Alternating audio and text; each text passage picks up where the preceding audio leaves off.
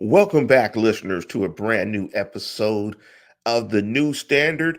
And you're checking out a new program called Who's Arthur Smith? And we have a special guest that we want to bring on. Matt Steele of SteelCityInsider.com is going to break down just who is Arthur Smith, largely from the perspective of his football. What are we getting? What are the Steelers getting when they talk about Arthur Smith? Let me bring Matt in. Hey, Matt, welcome to the program, sir. Lance, how you doing? Good It good is to be here, man. awesome. Good. It's awesome. Thank to have you. Thank you for hopping on the program with us and jumping into this. Before we jump into it, please give the listeners just your football background. Okay. I'm gonna give them a little bit of a Steeler background, and I live in the Detroit area, and ever since I can remember, literally my fourth birthday, I had a Steeler shirt on. So this has Good, been a good, good for you. it's been a fandom since I can remember, like literally, right? So, and I grew up baseball, basketball, football. I played baseball in college. Football was my first love affair, though. When I was graduating high school, I wasn't big enough to move on into that sport, so I chose baseball. And I'm a student of the game, right? So, and plus, I've been teaching and coaching, and I've coached football, junior high, high school level.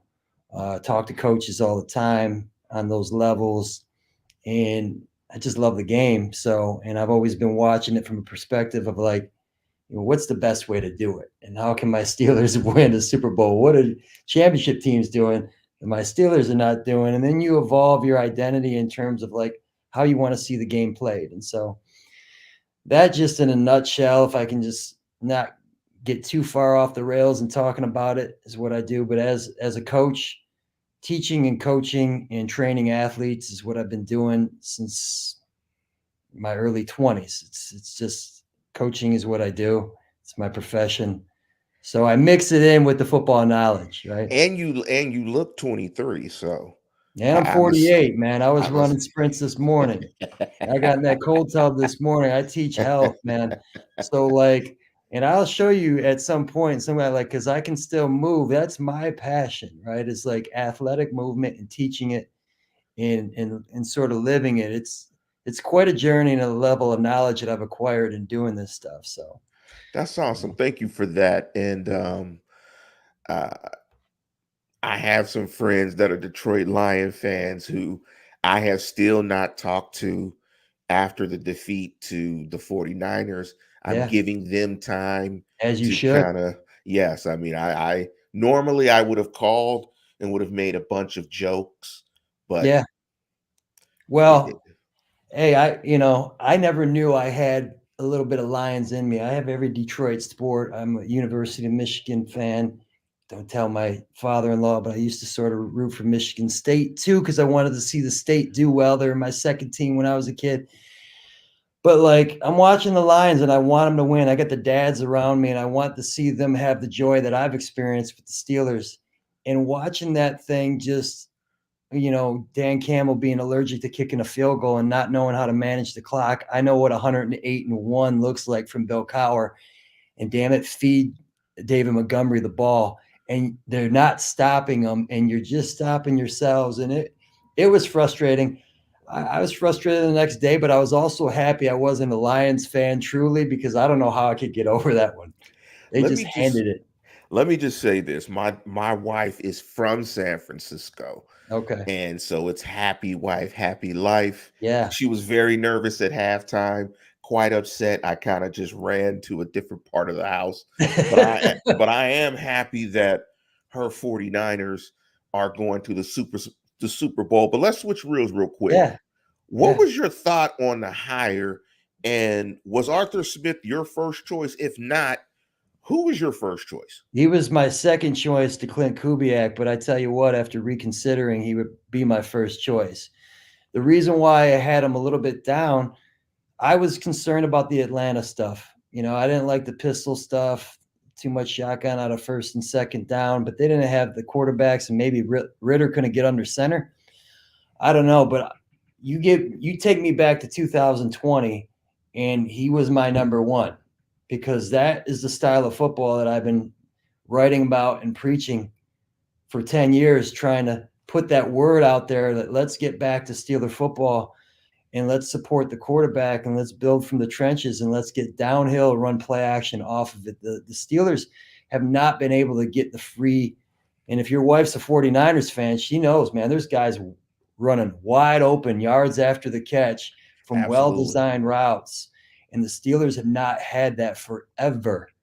And so Arthur Smith provides that. We got to make it easier on the quarterback. And, I just think too, I don't know what it is. I don't know if it's money, TV, if it's college football, if it's the Tom Brady effect from 2007 and everybody's got to go pass happy, but there's too much pressure put on the quarterback. And I think average guys can win multiple championships if you build it around them. And for the Steelers, give me a top 5 defense, a top 3 defense, a very good offensive line, a play action game. Let's get them in the 2-minute drills. Let's have some good third down receivers that we can move the chains on third downs, and I think you can win that way. It's interesting that you say that because just from looking at it from afar, I think a lot of franchises and fans are afraid of the moniker game manager.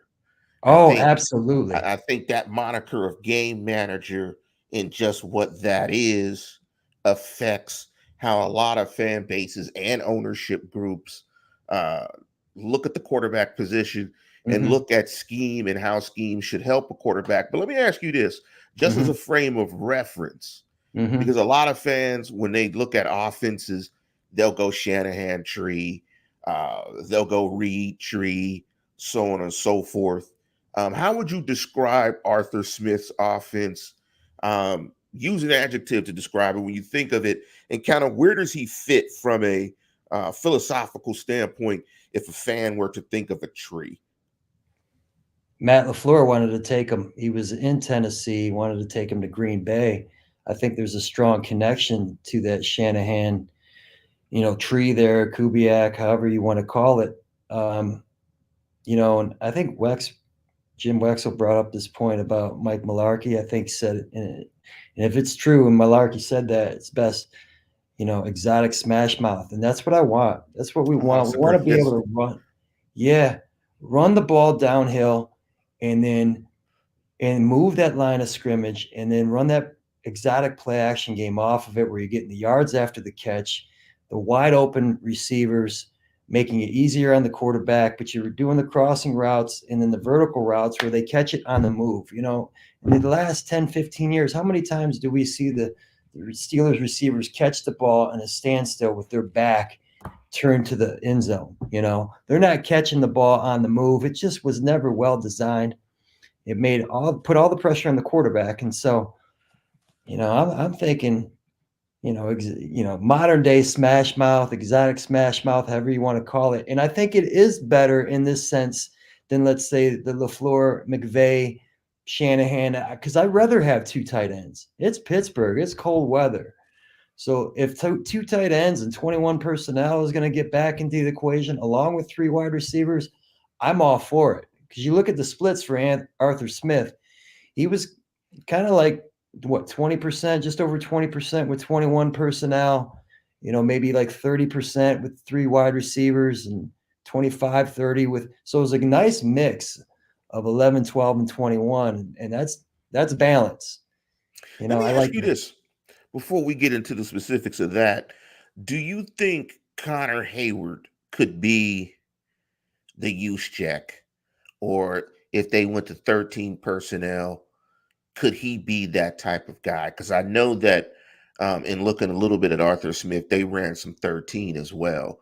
Could Yeah. he be a guy that could fit? Or do you think when you look at their tight end room, that room is good enough to kind of play in his scheme? I think he needs to move the fullback. Now, fullback is used a little bit differently, more as an HBUC use check, and he's used more closer to the line of scrimmage a lot, and they'll call it 21 personnel. Uh, and he did a pretty good job. Hayward did a blocking last year, but I would like to see him in the backfield more. lined up as a traditional or maybe offset eye fullback. Now he need to put a little bit more size on. I think what we want that big line up front, and I think what is missing is that 6'3", 250-pound H back type player. Pruitt, is it? I forgot his first name. He's followed Smith around from Tennessee. He was in Atlanta. He's kind of an H back that he's a free agent that might come at a veteran minimum. But I'm kind of looking at, and I don't know if it fits the equation of Jonnu Smith going to get released more than likely by Atlanta.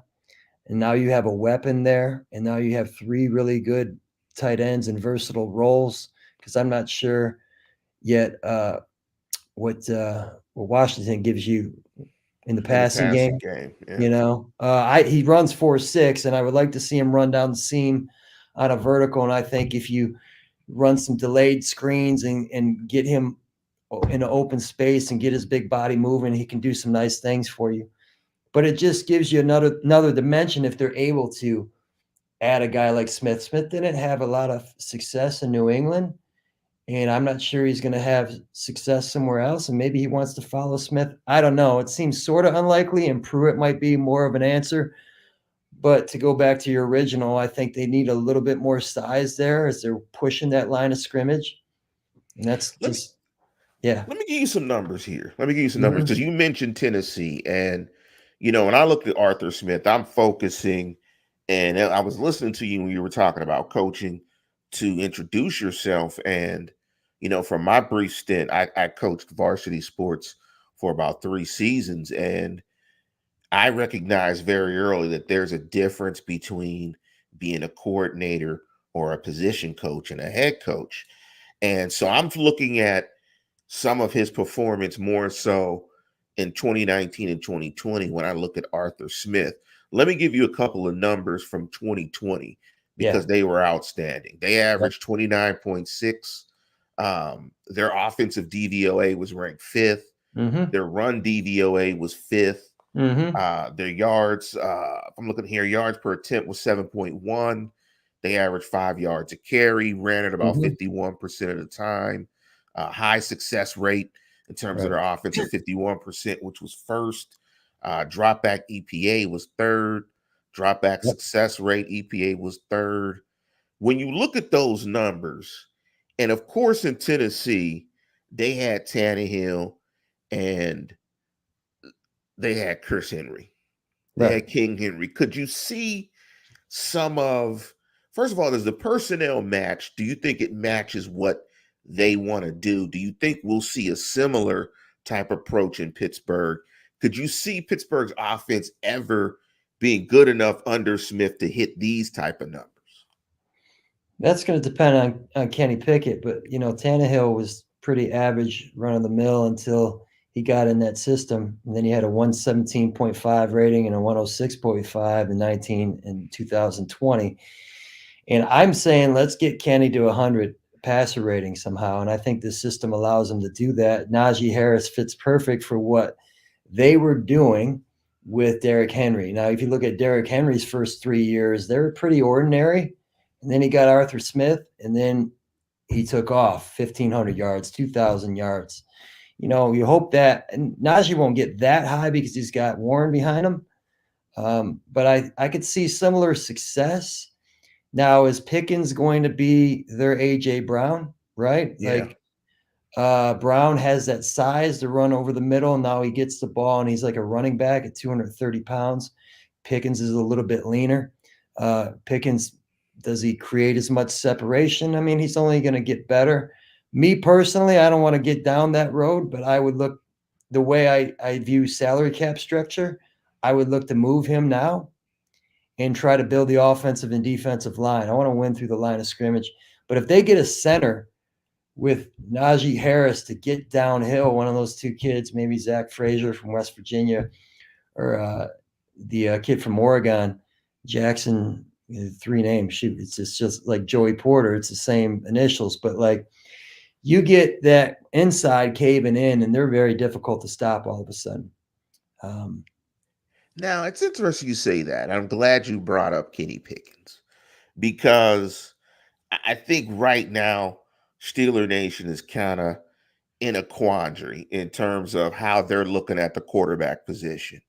I think there's, in my opinion, a little bit of recency bias there because the quarterback position, the quality of it has been up and down since Big Ben's retirement. And even in Big Ben's last few years, quarterback play still was marginal. Yeah, He was really operating as yeah. as He a couldn't move. physically compromised player. Yep. And so to a certain extent, I think Steeler Nation, their expectation around the quarterback position is low, very low. Describe to me, or do you agree with this question or statement? Does Arthur Smith's offense make it easy for the quarterback to operate and see a clear picture consistently when they're playing? Because I think a lot of concern that I've heard from people on my show is Kenny can't read the field. Kenny is having problems with accuracy. Kenny plays like a player who's kind of stuck. I mean, we'll find out, right? Because Marcus Mariota didn't have success, and then they replaced him with Tannehill, and Tannehill flourished. So this allows you to find out about Kenny and what can he be a Tannehill, maybe even a little bit better, because I think he might be a little bit more mentally resilient, let's say, than Tannehill. But I mean, I think the thing about Kenny, he can be average, and average can win you championships, and he might be able to get you top 10. Here's what I see that I like. He doesn't turn the ball over much. I know I'm not talking about necessarily the afraid to throw over the middle, and I don't even think that was the issue, but he doesn't fumble. He didn't fumble one time. He had two fumbles last year, one reaching the ball out of bounds, and two on a snap that Mason Cole, was on, and he bobbled it a little bit, and that was his two fumbles. So he doesn't take hits in the pocket where he fumbles. And then so he protects the ball, because those quarterbacks that just throw two or three balls a game that you're saying, what are you doing? And you're throwing it to There, the other yeah. team, and you're a backup. And he's not that. And he's only in year two. And then he's clutch at the end of games, to come back in some of those games. And some of them are pressure games. I mean, you want to win the Franco Harris game, and he did that. And it was cold, and he's cutting through that cold weather. And then here's what I saw last year. Second play of the game against Arizona. He gets under center, 2nd and 2, runs play action, throws a 38-yard dart in stride to Pickens. He can throw the play action, the ball. Then against the Raiders, same thing. They finally run a play action over the middle. He hits it, and then they run it. They stay balanced. He hits a play action again to Freiermuth for a touchdown, and you say, all right, he can do that. And then last year, when they went 7 and 2, he's 50% on third downs when they got under center, and they limited his reads. Okay. Yes, because he gets skittish. You put him in the gun, and now the game starts scrambling, and now he starts running left instead of staying in the pocket. But if you lead with the run, lead with play action, what does San Francisco do? Ask their quarterback to make 5 to 7 difficult throws a game. And then now you get them in third down, and then here's your third down package, buddy. And this is what you expect to see out of this defense. And we're going to run this on third down. And then you simplify it for him on 2-minute drills and third downs. And then I think he can grow organically. I do. He's young, but he's not. Everybody thinks that, Stroud comes in or Ben comes in and everybody's got to be it day one. It doesn't work that No, way. Look at yeah. Jordan Love, you know? So it takes time sometimes, and I'm willing to give that kid time because of some of the things that he's already shown us, which Here's is, the thing that yeah. I've said on the show, and I've been ripped for this because I've had a lot of fans talk about Mason Rudolph being the bridge guy. Mhm. And I've made jokes that a bridge to where, like a bridge, you got to get a bridge is connects 2 points. I don't know where this bridge is taking me. It's a Mhm. bridge to no return. Like, because when I look at it, I'm saying, okay, they've had Mason Rudolph for almost 5 seasons. You know what you have. It's not impossible that someone, a quality professional, can have a good streak. You can get into a rhythm. You can play a couple of good games and have a good streak. But now, And I think it really happens in Steeler Nation because of where the quarterback play has been. Those 3 games, I think they've been taken to the point where he's the next Joe Burrow. Like he's our next guy. He's our bridge guy. He's going to get us to. My perspective is this: they know what he is, and they drafted a guy in the first round. They signed another guy in Mitch Trubisky. If they wanted to have him as their guy, bridge guy, he could have been. They tried to do that, and they chose to move forward with Kenny Pickett. So I'm saying, why not put Kenny in a better scheme to help support whatever he is and figure out what he is? Instead of, in my opinion, it would be taking a step back, starting Mason, and starting this whole process over. Why don't you see ultimately what you have in Kenny Pickett as a player? Do I sound crazy? No, I think that's a lot of what they're going to do. But let's briefly talk about Mason because, or we'll talk about however we want to talk about him. But like, Yes. I like Mason, and do I think he's a superstar? No, but even back in 2019, I was making that, hey, if you bring this guy along the right way, maybe he could be another Kirk Cousins type dude. And he was stuck in the worst offense in football. That offense that is the Ben Roethlisberger dink. I can't move. Let me get it out quick. No play action. They're dead last in play action. They're dead last in. It's awful. It was a hard watch for years. And even with Ben, I just knew they were pretenders. And so, but Mason needed that play action game. He needed that support. And what was it, 2019 or 20, when he had that 315-yard game against Cleveland, and he hits Deontay on a ball down the sideline as he's getting hit 30 on the money, 35 yards down the field, and he hits the long ball to Deontay at the end of the game, and he throws a beautiful deep ball. I'm thinking, what numbers can he put up if he has a play action game and he has a running game to support him? I mean, of course, he looked, some mediocre against the Lions in the rain, and you worry about certain weather conditions, and you definitely worry about, all right, is he going to hold that ball too long? And now he's a little bit statuesque and he can't get out of the pocket, and now he fumbles. And we saw some of that, even though it was bad weather in Baltimore.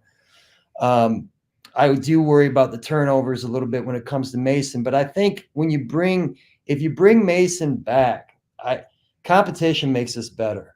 And so I think ultimately he knows they probably, unless he's way better somehow than Pickett, that he probably is the backup, and you structure a 2-year contract where you say, all right, this is your starting money, but if you're the backup, this is what you get.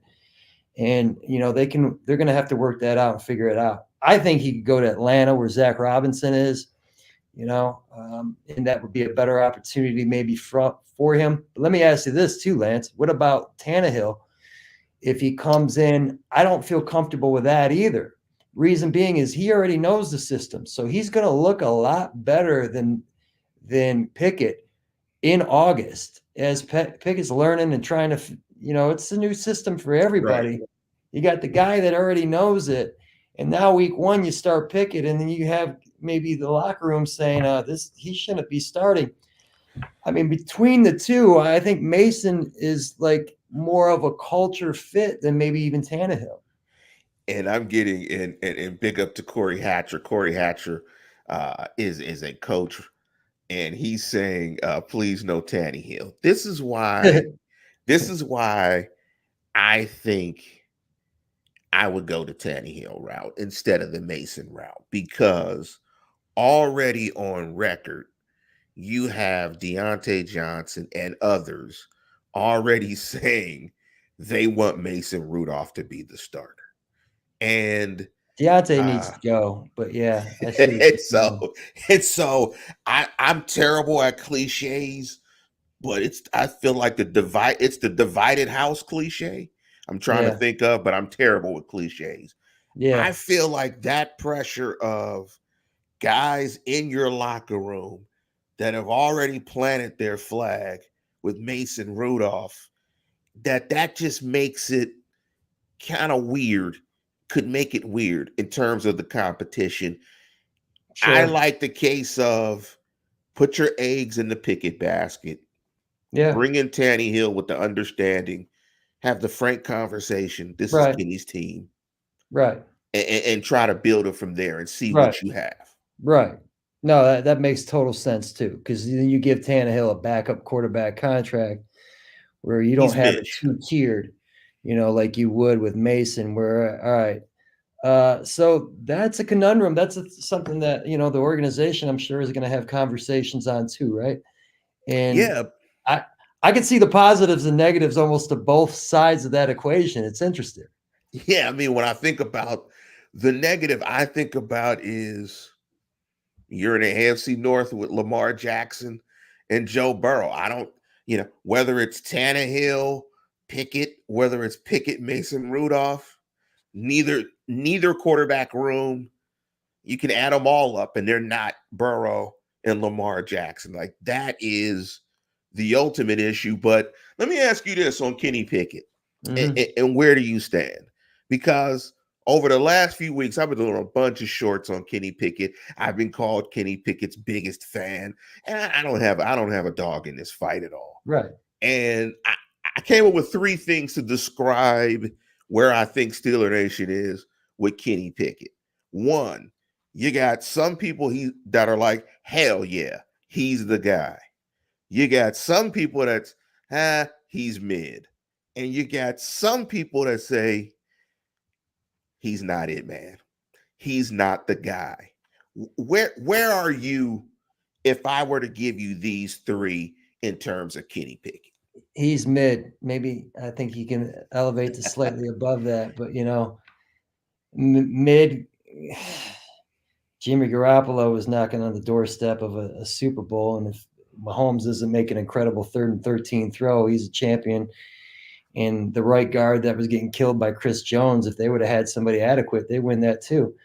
I just think that Kenny could grow into. I think his ceiling could be top 8 to 10. He's not going to be an elite quarterback. He just doesn't have. But to me, he doesn't have like the elite skills or arm strength or anything like that. He's not overly dynamic athletically, but he's a very good athlete. He can throw on the run, go to his right or left. He's tough. Like I said, he protects the ball. So I think to me, he's the perfect system quarterback. And that's really what I've wanted for a long time because it's been a hard watching the Steelers play the last 10, 15 years. I'll be honest with you. Like I've been watching it and I've been writing about it saying this isn't going to work. And I've been pretty detached with just letting it play out and knowing that this is not a championship. Even when they started off 11-0, I'm like, they're going to lose in the first round. And you could see it dipping because they're just not balanced. And we know what that looks like, man. In Right. 2004 and 2005 taught me a hell of a lot. I know what 26-4, I know what a running game with an elite quarterback looks like. I don't understand why everybody doesn't do it, unless you don't have Patrick Mahomes. I don't get it. Like Josh Allen would flourish with a play action and run 50-50 type deal. And, it just makes your whole team better. It's the ultimate team game. So I think with Kenny, you don't get enamored, and they were already for a year or two. They're trying to make him throw it way more than he should be. But hopefully they learn that, hey, like we can't get enamored with him in the passing game. We got to lead run first. And now you got a guy who's mobile, who can step up and you make some plays with his legs, make some throws on the run. He protects the ball. And I think that could put him on a very good path with him. So I'm definitely mid on that. But Yeah, I mid think with I'm yeah, I think I'm with you. I think I'm mid because he's not a high traits. He's not a high level physical traits guy. However, he's not a low traits guy either. He's kind right. of just, and as Corey would describe him, he's kind of mid. He's a mid traits guy. He runs, he kind of gets out of the pocket okay. Like he doesn't do anything particularly well, but I think, like you're saying, is we've mixed up as fans, I think, game manager. If you put him in a scheme that is friendly, that is quarterback friendly, that allows him to build confidence. I think Absolutely. what he showed in the fourth quarter Yep. makes you say, okay, if we can get him confident, Yeah. he has the ability to play in big spots. Before we get out of here, Yeah. Yeah. everybody, you've been listening to The New Standard with my friend Matt Steele. And let me give you some over-unders before we get out of here. Yeah. Give me some over-unders on the following numbers. Yep. In the first year of Arthur Smith's system, the Steelers will average over 23 points a game or under. I'm gonna say over. Okay. I'm gonna say over. I don't know if that's wishful thinking, but I have some confidence going into next year. I do. You know, I would be surprised if Kenny doesn't take that next step and maybe has a passer rating in the 90s. And Najee's getting downhill, and so is Warren. And then we got a play action game. It might take a little bit of time, but I think definitely by the second half of the year, I expect to see that. Let me Whether it's get overall, hey, we'll see. let me give you this number. Hmm. Pickett, 4,000 yards passing. Under. Under. Okay. Pickens, 1,200 yards receiving. I almost hope that it's under because I don't want to be Okay. throwing the ball too much. Like I Najee, wanted about 50-50. You know what though? This offense would be better for him. I'm going to say over. let's say Najee, 1,200 yards rushing. How much do they use Warren? You're pretty close on these numbers, by the way, my friend. Like That's I would say over, but not much because Warren is there. let's But see. if he Yeah, let me just yeah. say this about it. If he can get 1,000 yards with what they were doing before, then I see 1,200 in this system without a doubt. As long as he stays healthy. How about yards per carry as a team? 4.5. Yeah, you're right on the money with that one. That's exactly what I would guess it to be. So let's go. You know what? I'm gonna say under, even though I think it might be over, because here's why. It is about the attempts and not necessarily the yards per carry. And some of this yards per carry is inflated when you're in the shotgun and teams got 6 in the box, and then you get a weak 7 or 8 yards. It really doesn't open up things down the field. And if they stay under center and they're grinding it out at the end of games, maybe it's at 4.3, but it's still a winning 4.3. Right, So, right. yeah. Oh, let me pop this one in here Hmm. from Corey Hatcher. Warren and Harris, a combined 2K. Yes. As long as they stay healthy, I think what they had 1,800 this year and they didn't even have a play action game. So, and then I think the line is going to get better. I'm going to say over on that one. And the last one I want to ask you, Steelers win a playoff game this year. Ooh. Yeah, hey, if this is what I've been asking for I don't know how many years, and we're finally, I think, getting it. If they give us the Atlanta version of Smith, I'm gonna be pulling my hair out again, So, but if it's what I'm thinking it is, absolutely, I think this can be done. And I'll say yes because I mean they've been knocking on the door anyway. Mike Tomlin gets his teams ready to play, and they play hard for him, and they got some really good pieces along the defense. I think they'll just to keep it short because I could talk about this for 10 minutes. I'll say yes, they're going to get one. I Yeah. think Steeler Nation would be happy with one because it's been a while. It's been a while since 2016, and I'm pleased. Let me ask you another one. Yeah.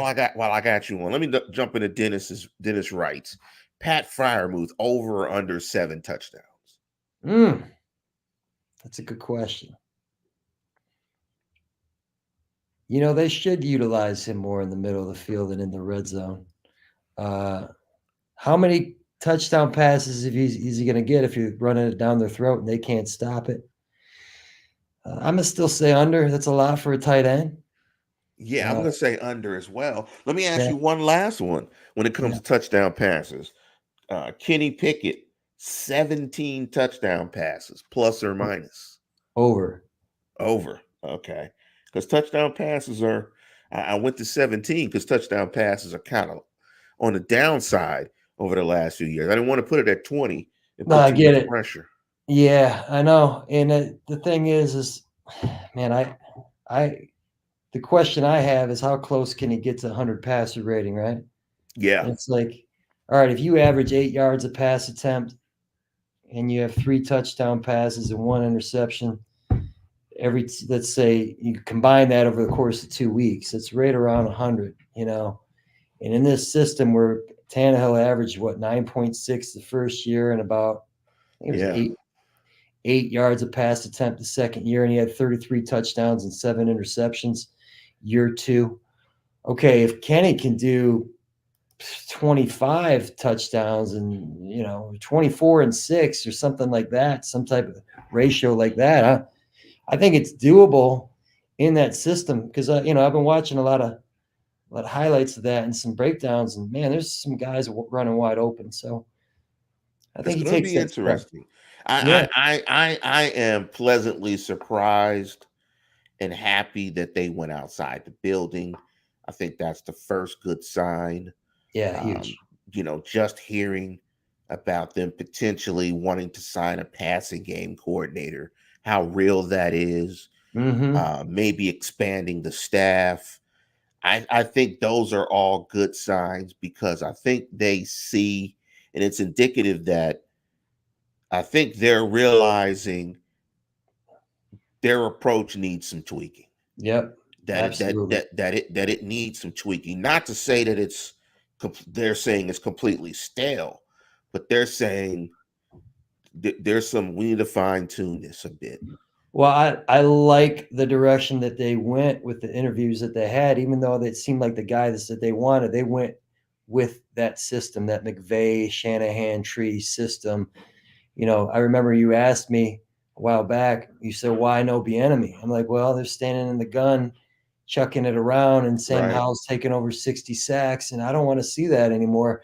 They got to run first, run play action, and they went in that direction. And in every single other hire from an offensive coordinator standpoint from other teams, I'm so thankful. Could you imagine? I mean, Ken Dorsey in Cleveland, what are they doing? So there was just so many bad hires that I thought like this was the best scenario to work out for us. And I like the head coaching aspect too. I'm not sure how that will work itself out, but I don't think it's bad to have another guy in the It's building beautiful. with head coaching experience Yeah, who firmly knows what his role is. He knows he's not the head coach, right. but he can help the head coach with certain things if the head Absolutely. coach needs some head coaching Well, type what things help. yeah, and that reminds me of your point earlier when you said about Arthur Smith being a head coach instead of an OC, and some guys are better OCs. Think about it this way, and I think Chris Long was talking about that on his podcast. He said, I don't know how these guys can do both because there's so many responsibilities for a head coach from flight responsibilities and you're booking all this and you have these different meetings and this and away from football and you got to do the offense on top of it. So when it comes to Atlanta, and I think, well, Dave Ragone was the offensive coordinator and Arthur Smith was calling plays. Is it possible that Ragone was primarily designing the game plan and Arthur Smith is calling the plays from there? And that's why we saw such a difference Yeah. from what we saw in Tennessee. I'm hoping that's the case. Hey, look at Dick LeBeau, 2-14 as a head coach. He comes back to coordinating and he's the man, so Yeah, it's definitely a different skill set. But right. we're going to go ahead and wrap this up. Thank you, Maddie Steele, aka Maddie Cecil. Uh, It was a pleasure, Lance. I appreciate thank it, you man. for That was getting us fun. on. Hopefully, we're going to try to get you on during the year as well. Yeah, I'd love to. That's if hopefully that Mason Rudolph does not start because I have said if Mason Rudolph starts, that's the end of my podcast. I'm done. I've already said it. I'm done. Well, I'll just that's watch from hilarious. afar. I'll just That's watch. hilarious. I'm done. I'll just watch from afar. I suffered through too much of this, and Cliff Stoughton and Kent Graham and all these Yeah, other guys. I yeah, can't take it anymore. I'm getting a little bit too old. yeah. That I'm just going to exit stage right. But thank you. I want to get you on definitely as this starts to unfold and we start to see some of these moves. I definitely want to get you on probably around preseason as we might see some of the offense, a little bit of the guts Yeah. of the offense, and see what it's looking like. David Woodley, that's a name. That was terrible. Oh boy. Yeah. That was Yeah. Bubby Brister. Yeah. That Mark was bad. Malone. Yeah, I Mark saw all Malone, like, that. Hmm. yee. Like, I've seen Hmm. some bad ones. But thank you for hopping on the show. We're going to get you back on. Want to Thanks for thank having you me. once again. Yeah. Enjoy the rest of your day, and we'll be reaching out to you. Pardon me. And we'll be reaching back out to you to get you back Oh, on. Thank sounds you. fantastic, Lance. I had a blast talking Steeler football with you. So happy to do it. All right. All right. Thank you, sir. Thank you, listeners, for tuning in to a special Sunday live edition. And that was fantastic. And we're going to go ahead and get out of here. And as always, tune in, tell a friend, and subscribe.